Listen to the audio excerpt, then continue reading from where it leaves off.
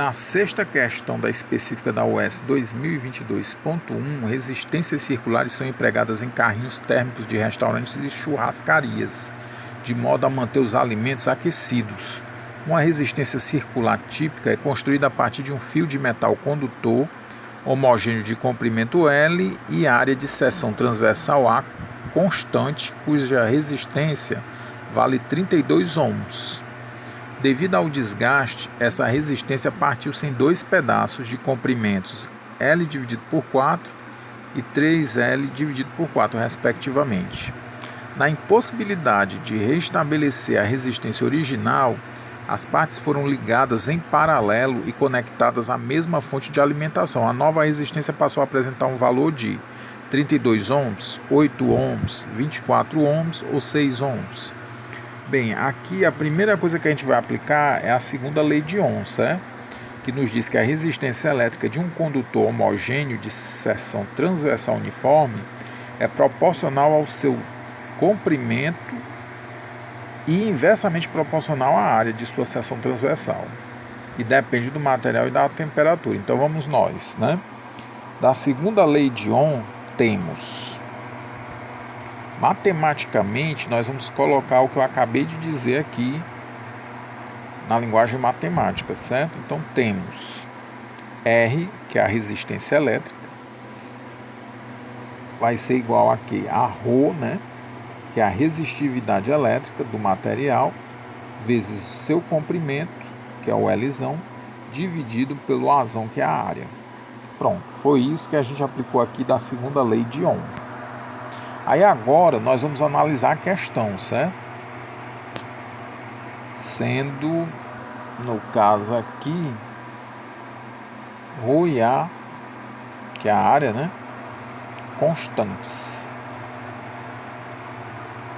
Então agora nós vamos analisar o que foi dito na questão. Se ele tem um comprimento L, né? Comprimento L nos diz que a resistência vale 32 ohms. Assim, ainda tem outra coisa aqui que a gente pode falar a respeito, né, do assunto. Quando, no caso, a gente aumenta o comprimento, a gente aumenta a resistência, certo? Então, se a resistência aumenta, o comprimento também aumenta. Esse L também aumenta, certo? Para um comprimento L, isso aqui eu estou querendo demonstrar que eles são diretamente proporcionais. Eles não são inversamente, são diretamente proporcionais, certo? Para um comprimento L, nós temos que a resistência vale o quê? 32 ohms. Só que esse fio, o enunciado está nos dizendo que ele partiu, né? Ele partiu em comprimentos L dividido por 4 e 3L dividido por 4. Ora, se L vale 32, então nós vamos simplesmente só a primeira L dividido por 4, nós vamos dividir 32 por 4. A nova resistência, que eu vou chamar de R', ela vai o quê? Ela vai ser 8 ohms, porque 32 dividido por 4 é 8, né? Então essa nova resistência L4 é 8 ohms. Do mesmo jeito para a segunda, que foi 3L dividido por 4. Dividindo L por 4, a gente sabe que é 8. 3 vezes 8, 24. Então, essa outra resistência, 3L dividido por 4, vai valer o quê? 24 ohms. Então, essas são as outras duas resistências, que eu chamei de R' e R'. Só que aí, o que ele tenta fazer para tentar equilibrar aqui a coisa? Ele tenta, que ele está dizendo aqui no enunciado, restabelecer a resistência original.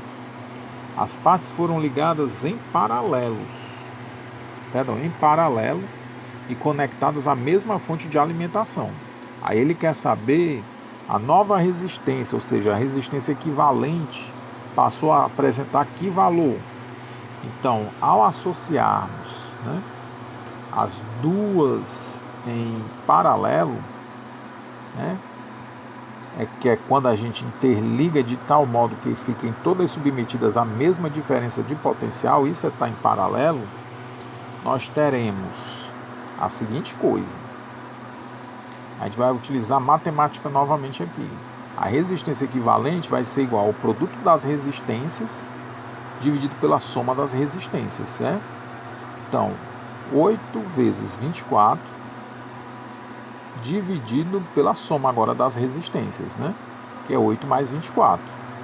Fazendo isso aqui, nós temos a seguinte coisa, que 8 vezes 24 vai dar 192, né? 192